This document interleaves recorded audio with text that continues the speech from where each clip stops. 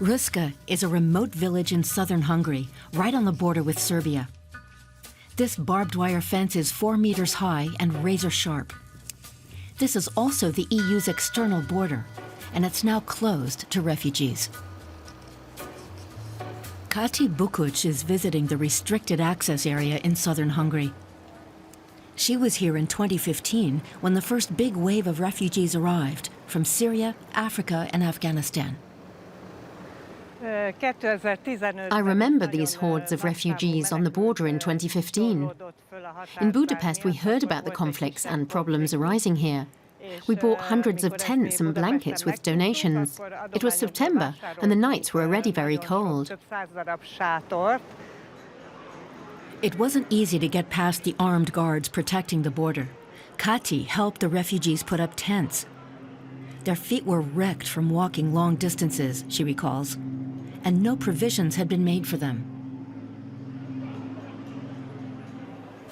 30 years ago, at Hungary's border with Austria, the world witnessed another wave of refugees. We saw reporters applauding, and here we are. We can't believe it. It was in the border town of Sopron that the Iron Curtain began to crumble when 500 East Germans fled to the west. ÁRPÁD Bella was one of the soldiers guarding the crossing on the 19th of August, 1989. A peace demonstration was being held, what's gone down in history as the Pan-European Picnic.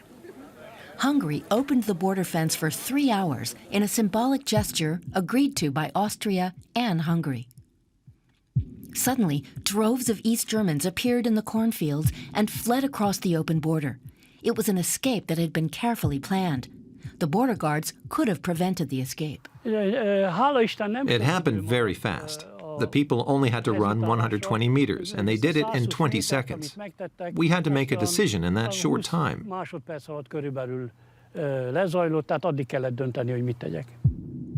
He's been called a hero.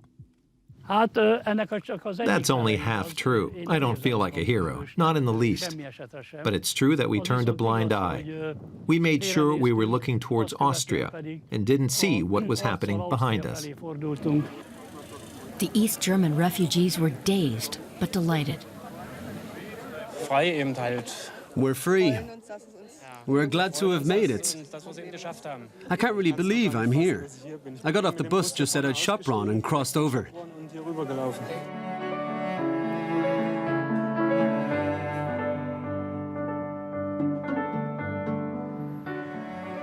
The escape had been made possible by MIKLÓS NÉMETH.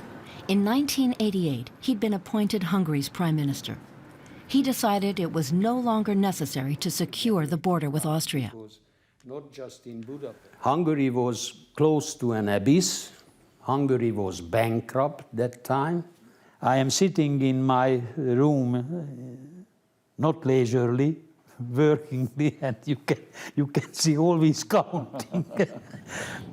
In the budget for 1989, he came across a line item identified with a secret code. So I immediately picked up my phone and called up the interior minister.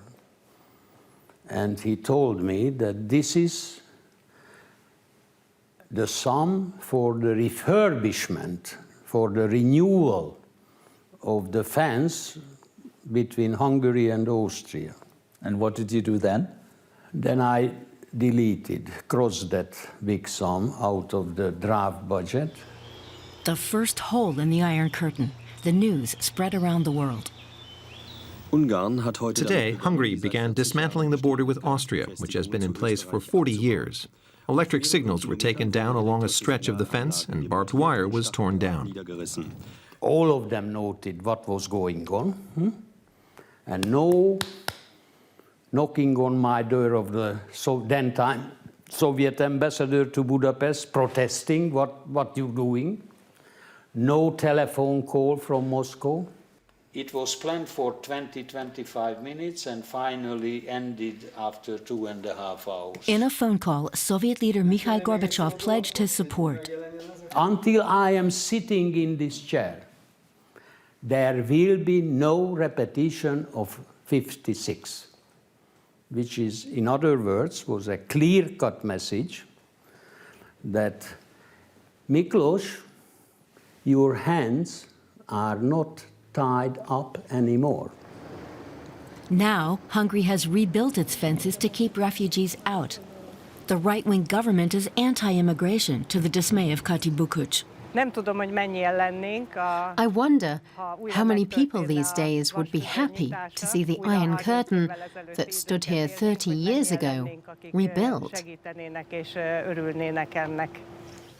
Many Hungarians have the same opinion as the owner of this ice cream parlor. We had no idea what was going on. We didn't know who they were.